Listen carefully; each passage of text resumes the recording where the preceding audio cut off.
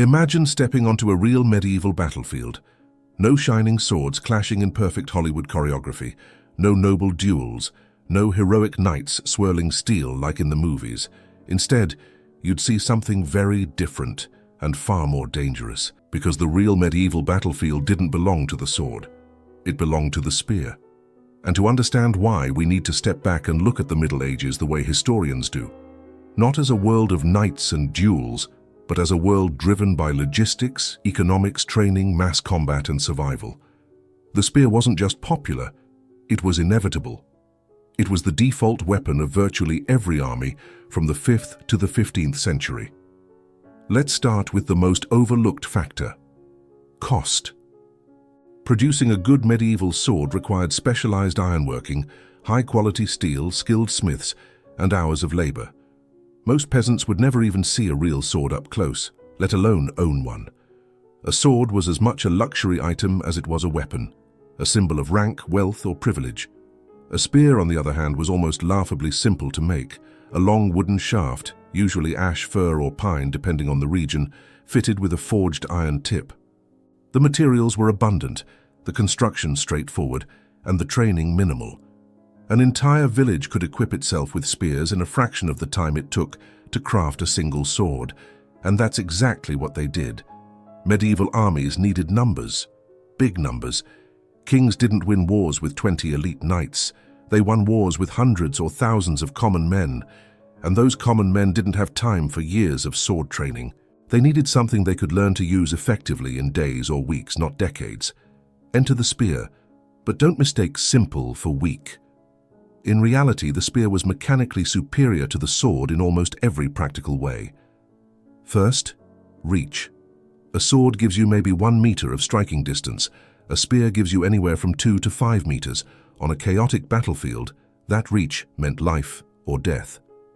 Second, force concentration. The entire energy of the strike is delivered through a small point of iron at high velocity. Against unarmored enemies, it was devastating. Against lightly armored ones, it was worse. And even against plate armor, a spear thrust had far more penetrating potential than a sword slash. Third, formation fighting. This is where the spear truly becomes unstoppable. A single man with a spear is dangerous. 10 men with spears are terrifying. 100 men with spears, shoulder to shoulder, forming a wall of iron points, are nearly unbreakable. Swords simply cannot compete with that kind of coordinated reach and density. This is why medieval chronicles constantly praise spear formations, pikemen, shield walls, and cavalry lancers. Knights feared spears, not swords. Cavalry relied on spears, not swords. Infantry survived because of spears, not swords. And yet, this entire reality is almost invisible in popular culture. Why? Because swords look good on camera. They look heroic, they look elegant. Spears, by contrast, are long, awkward, and don't fit neatly into cinematic choreography. But historically, the spear was the backbone of medieval warfare, the tool of the people, the true soldier's weapon. And this wasn't just true in Europe. It was true almost everywhere. The spear is one of the oldest and most universal weapons in human history, and in the Middle Ages, it reached its peak. In the next section, we're going to break down how medieval spears were built, the woods, the iron, the variations, and the elite models that only a few warriors ever held, because not all spears were created equal, and some were far deadlier than others. To understand why the spear dominated medieval warfare, you need to understand what it actually was. You might picture a crude stick with a pointy end, something rough and improvised, but that image couldn't be further from reality. Medieval spears were engineered with purpose. They had variations, regional styles, tactical specializations, and even luxury features reserved for elite cavalry. And the deeper we look into how they were built, the more obvious it becomes why this weapon was the backbone of medieval armies. Let's start with the most important part, the shaft. A spear's effectiveness depended enormously on the wood used to craft it. Different regions used different materials because each offered unique advantages. In Northern Europe and the Central Germanic regions, for example, the preferred wood was fir. It was light, resilient, and easy to source, perfect for mass-produced infantry spears. In Mediterranean regions such as Portugal and Spain, pine was more common, offering a balance between flexibility and durability. The elite choice, however, was ash, one of the strongest traditional woods for weapon shafts. Ash provided both strength and natural shock absorption, making it ideal for cavalry spears and tournament lances. In Eastern Europe, especially among Slavic and Baltic cultures, birch was frequently used, a material that was abundant, easy to shape, and more flexible than it looks. But the medieval spear wasn't just a stick with a blade. Its design evolved over centuries, and one of the most fascinating developments was the choice between solid and hollow shafts. Solid shafts were common for shorter infantry spears, reliable, durable, and straightforward. But as spears became longer, especially for mounted knights or pikemen, solid wood became too heavy to use effectively. The solution? Hollowed shafts, which reduced weight without sacrificing structural strength. This innovation appears in several museum specimens, where long tournament lances were hollowed or even fluted, carved with grooves, to maintain rigidity while minimizing mass. Next comes the spearhead, the iron point. This was not a one-size-fits-all component. Medieval spears used at least 4 major categories of tips, each engineered for a specific battlefield purpose. The simplest type was the acute thrusting point, a narrow spike designed to maximize penetration. This was the classic anti-armor spearhead, simple but brutally effective. Then came the leaf-shaped blade, wider and more versatile, capable of both thrusting and cutting. This type was common among lighter infantry units. Third were the blunt or coronal tips used in medieval tournaments. These were intentionally rounded or multi-pronged to reduce lethality during jousts, though as history shows, less lethal didn't mean safe. But one of the most distinctive innovations was the winged spearhead, equipped with small lateral flanges or wings at the base. These prevented overpenetration, crucial when fighting armored opponents, and allowed skilled warriors to hook shields, limbs, or even yank riders out of the saddle during mounted combat. Frankish and Viking spears often used these designs, and archaeological finds confirm that they were far more common than most people realize.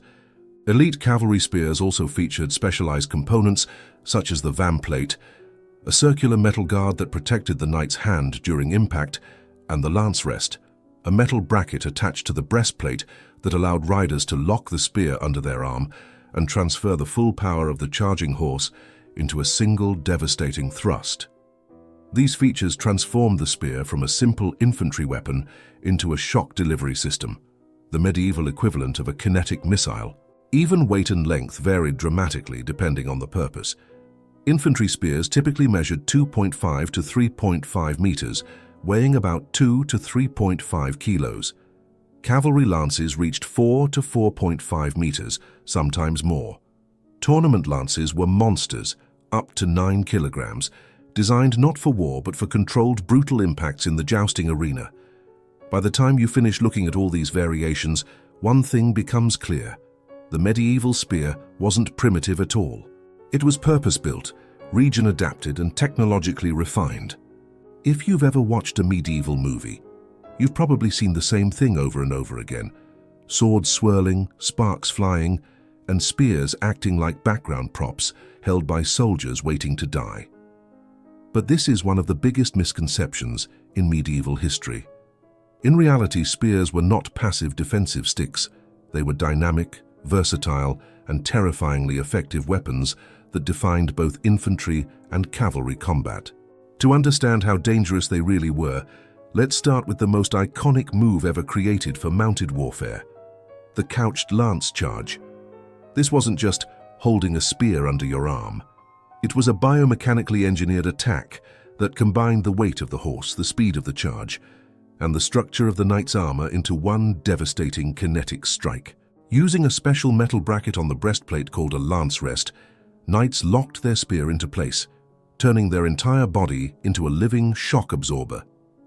The force generated during a couched lance impact has been estimated at the equivalent of 200 kilograms or more of pressure focused into a single iron point. For the unfortunate soldier standing in the way, that meant shattered bones, pierced armor, and almost no chance of surviving the initial impact. But even this famous technique is only part of the story. Mounted warriors used the spear in ways far more varied than movies ever show. Historical martial arts manuals, especially the German Fechtbücher, describe a whole arsenal of moves. Knights used underhand strikes, angling the spear upward to slip past shields and armor plates. They performed lateral displacement, sweeping the weapon sideways to deflect enemy blows or unbalance an opponent. They executed two-handed thrusts for maximum control and power, especially when fighting on uneven terrain or during chaotic melee. And in close combat, knights even used the spear as a wrestling tool, hooking, trapping, twisting, or yanking opponents off their horses in brutal hand-to-hand engagements. But cavalry wasn't the only force that mastered the spear. Infantry perfected it. One of the most iconic battlefield formations of the Middle Ages was the shield wall, where soldiers stood shoulder to shoulder, shields overlapping, and spears thrusting outward through tightly packed gaps. This combination created a moving fortress of wood and iron, simple but overwhelmingly effective. Anglo-Saxon troops famously used it at Hastings in 1066, presenting an impenetrable sea of spear points against Norman cavalry. Even the Normans, who eventually won the battle, were forced to adapt their tactics multiple times just to break through this formation. Then came the rise of the pike, a longer version of the spear used by professional infantry. These weapons often measured 4.5 to 5.5 meters and required strict discipline to wield. The most feared pikemen of the Middle Ages were the Swiss, whose deep formations of overlapping pikes became legendary. In battles like Nancy, 1477, they demolished elite cavalry charges with chilling efficiency, proving that well-trained infantry armed with long spears could defeat even the most heavily armored knights in Europe. What made these formations so deadly wasn't just the weapons themselves. It was the coordination. Picture hundreds of men moving as one, lowering their pikes at the same moment, the ground trembling under the weight of the formation. Any horse charging this wall would impale itself before even reaching the front line. Any infantry trying to engage up close had to survive several layers of thrusts before getting anywhere near a sword fight. And of course, spears were just as effective in individual combat as they were in formations. They could keep an enemy at distance, probe for openings, feint quickly, and deliver lethal thrusts before the opponent had time to react. Against swords, the spear almost always had the advantage in skilled hands. When you put all these techniques together, cavalry charges, infantry formations, hook and pull maneuvers, long-range thrusts, underhand strikes, and multi-layered walls of spear points, it becomes clear why medieval armies were built around this weapon. The spear wasn't just a tool, it was a system, a complete and adaptable fighting methodology. To understand why the spear wasn't just common but dominant, we need to look beyond individual combat and examine the medieval battlefield as a whole. War in the Middle Ages wasn't about personal duels or cinematic sword fights. It was about numbers, formations, logistics, and strategic advantage. And in every one of these categories, the spear was unmatched. Let's start with the obvious: range. On a battlefield, distance matters more than anything else. The spear gave even an untrained peasant the ability to hit an enemy before the enemy could hit him back. Against a sword, the spear's reach was overwhelming. Against cavalry, it was essential. Against shielded infantry, it created enough pressure and distance to break formations or hold the line. But range alone doesn't explain why the spear became the backbone of medieval armies. The key factor was something much simpler and more brutal: mass combat. Medieval battles were rarely one-on-one encounters. They were chaotic crowds of men crashing into each other in surging waves. In that environment, individual skill mattered far less than coordinated group action, and no weapon in history has ever been more effective in group combat than the spear. A line of spears multiplies the strength of every soldier. 1 man with a spear is dangerous. 10 men with spears are deadly. 100 men with spears are nearly unstoppable. This principle of collective lethality shaped medieval tactics for centuries. The Anglo-Saxon shield wall, used famously at the Battle of Hastings in 1066, is a perfect example. Hundreds of infantrymen stood shoulder to shoulder, shields locked, with spears thrusting outward in tight, disciplined ranks. Norman cavalry smashed into this wall again and again and broke upon it like waves against rock. Only through feigned retreats and clever tactical maneuvering did the Normans eventually crack the Anglo-Saxon formation. Then there were the Crusades, where Christian cavalry armed with heavy lances clashed with Muslim horsemen wielding lighter, more flexible spears, each side adapting techniques to counter the other. In these battles, the spear wasn't just a weapon, it was a language of war spoken differently across cultures. But perhaps the greatest demonstration of spear supremacy came centuries later with the rise of the Swiss pikemen. These weren't peasants with sticks. They were elite infantry professionals armed with pikes up to 5.5 meters long. Their formations were deep, disciplined, synchronized, and terrifying. They advanced like a living machine, a square of bristling iron points moving as a single organism. At the Battle of Nancy, 1477, Swiss pikemen famously shattered the cavalry charges of Charles the Bold, one of the richest and most ambitious dukes in Europe. His armored knights, once considered nearly invincible, were skewered and crushed. The defeat was so devastating that it effectively ended the Duchy of Burgundy as a great power, all because of men with very long spears and exceptional training. But beyond tactical dominance, the spear also won the medieval battlefield through economics. Arming an army was expensive, and swords required high-quality steel, time, and expertise. A spear, in contrast, could be produced quickly and cheaply anywhere there was wood and iron. A king could arm 1,000 soldiers with spears at a fraction of the cost of equipping even 100 with swords. In an era defined by limited resources, this was a game-changer. And then there's anti-cavalry effectiveness. Heavy cavalry, the tanks of the medieval world, dominated warfare for centuries. But cavalry was expensive, elite, and relatively rare. Infantry with long spears and pikes were the great equalizer. They could stop a charging knight dead, deflect lances, and form walls that even the most powerful warhorse refused to penetrate. By the late Middle Ages, the combination of long spears, discipline, and formation skill effectively ended the monopoly of the knightly class on battlefield supremacy. Infantry was back, and it came armed with spears. In other words, the spear wasn't just another weapon. It was the weapon that shaped medieval warfare itself.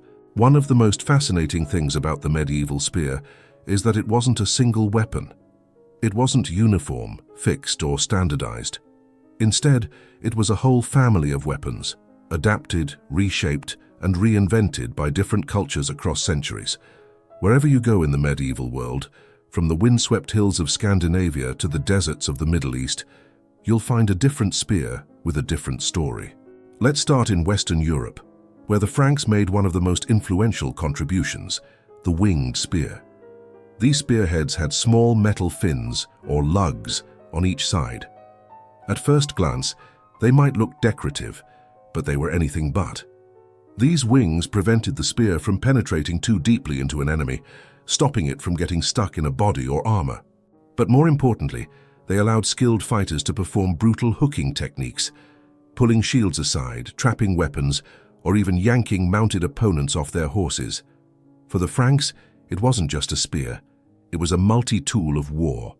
Move north into Scandinavia, and you find the Viking spear, a weapon as varied as the sagas themselves.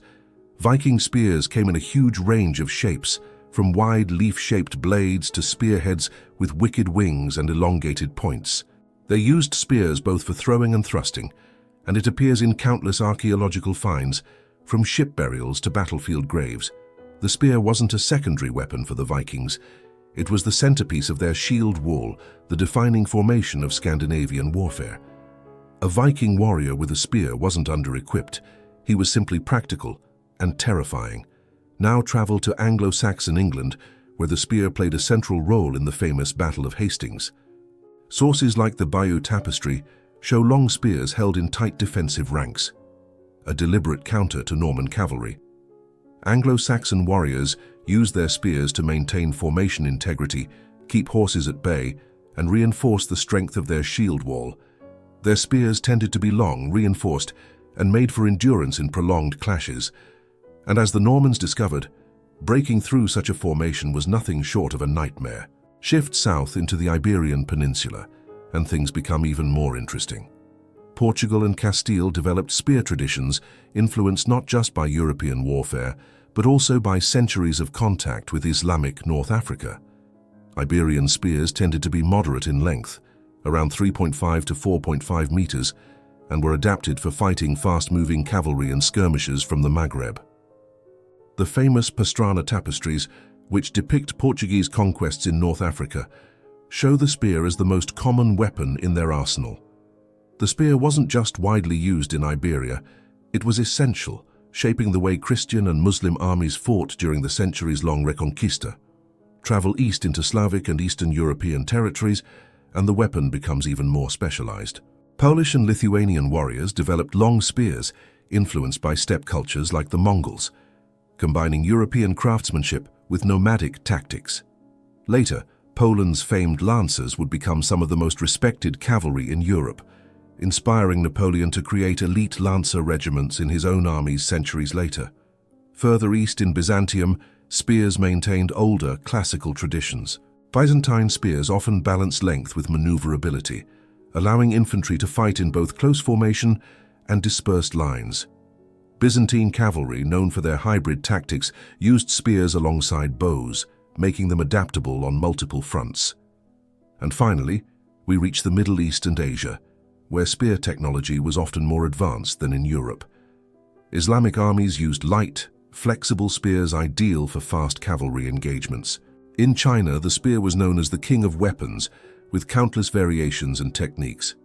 In Japan, the yari became one of the most important weapons of samurai warfare, especially in large-scale battles where formation fighting mattered far more than individual swordsmanship.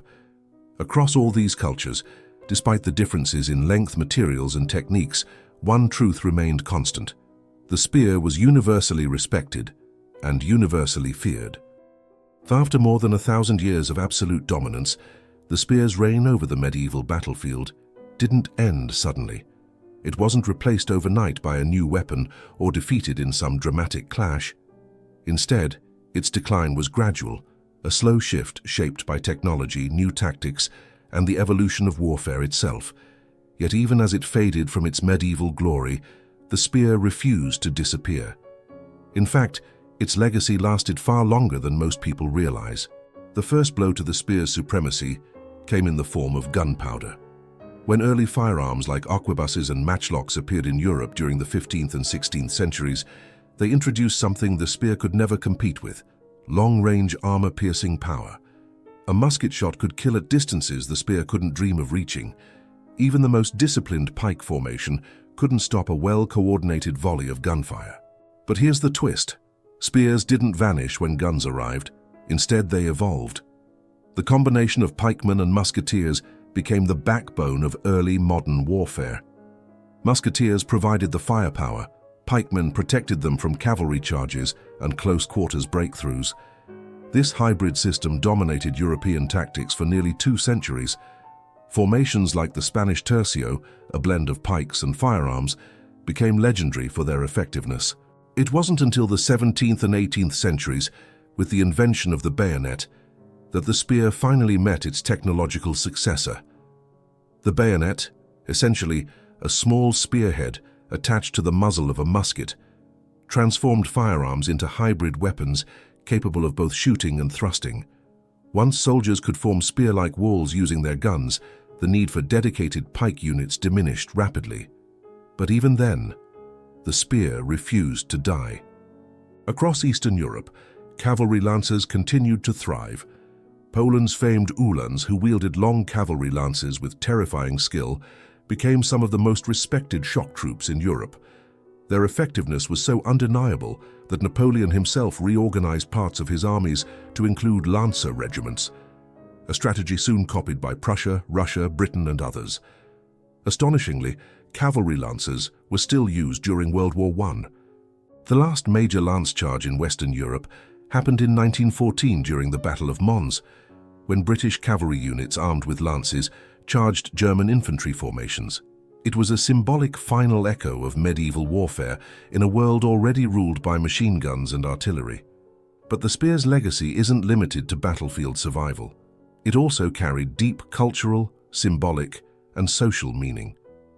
In medieval society, the sword symbolized nobility and personal honor, but the spear symbolized collective power, the strength of the people, the unity of an army, the discipline of a formation.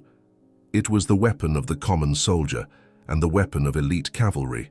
It represented both the peasant militia and the armored knight. It was practical, democratic, and universal. In tournaments, the lance became a symbol of aristocratic display. Jousting turned the spear into a theatrical centerpiece, heavier, decorated, sometimes even hollowed or reinforced for spectacle. Breaking a lance in competition became a mark of martial prestige, and archaeologically, the spear remains one of the most well-documented weapons of the medieval world. Museum collections across Europe, from Madrid to Vienna to New York, preserve beautifully crafted spearheads, fluted lances, winged tips, coronal tournament points, and richly decorated shafts. They remind us that the spear was not just a tool of war, but an art form in itself. The truth is simple. The spear shaped the medieval world more than any other weapon. It armed the masses, balanced the power of the knightly elite, shaped the strategies of kingdoms, and survived the invention of gunpowder, the rise of firearms, and the transformation of global warfare. In many ways, the spear didn't fade out of history. It simply changed shape, evolving into the bayonet, the lance, and countless modern weapons built on the same core principle. And that's why even today, when we imagine medieval warfare, we should picture not just swords and shields, but the long, unstoppable line of spears that defined a millennium of war. After walking through centuries of warfare, innovation, and cultural transformation, one truth becomes impossible to ignore. The medieval world was not shaped by the weapons we celebrate in movies today. It was shaped by a simple idea: reach, unity, and collective strength. The spear wasn't glamorous. It wasn't elegant, but it was devastatingly effective, and it empowered armies from every corner of the medieval world. It armed the farmer pulled from his field, the mercenary looking for pay, the knight in full armor charging into battle, the pikeman standing shoulder to shoulder with his brothers, and the lancer riding beneath a royal banner. It shaped strategies, broke empires, ended dynasties, and even outlived the Middle Ages themselves. When we look back at history with clearer eyes, the spear becomes more than just a weapon. It becomes a symbol of how ordinary people changed the course of war. So the next time you imagine medieval combat, remember this: behind every sword on the battlefield were dozens, sometimes hundreds, of spears that truly decided the fate of kingdoms. And if you've watched this video all the way to the end, thank you. It means a lot. Before you go, make sure to hit the like button. It helps this channel reach more people who love discovering the truth behind medieval myths. See you in the next episode of Medieval Crazy History.